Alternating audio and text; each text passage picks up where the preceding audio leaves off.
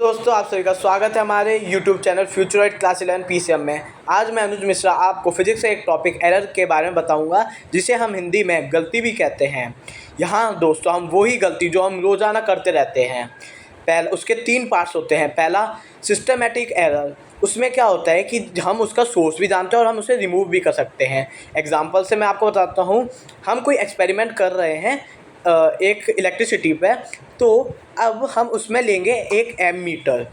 अब हमें पता है कि वो जो एमीटर है उसमें कोई डिफेक्ट है, तो हम उसे जानते हैं कि उसे अगर हम रिमूव कर देंगे तो वो उसका जो एरर है वो दूर हो जाएगा।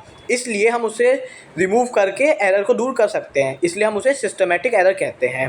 रैंडम एरर एक ऐसा एरर जिसकी सोर्स हम नहीं जानते।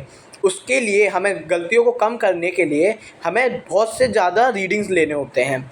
जैसे कि आप एक पेंडुलम है, वो मूव कर रहा है और कुछ कमी की वजह से वो सही मीट वो नहीं बता रहा। आपने 10 रीडिंग ली, 10 की 10 अलग रीडिंग आई है, तो आप एवरेज निकाल सकते हैं उसमें। तो एक रैंडम हम समझ ही चुके हैं, वो होता है जिसका हम सोर्स नहीं जानते।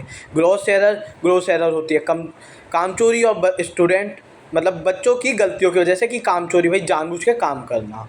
Thank you.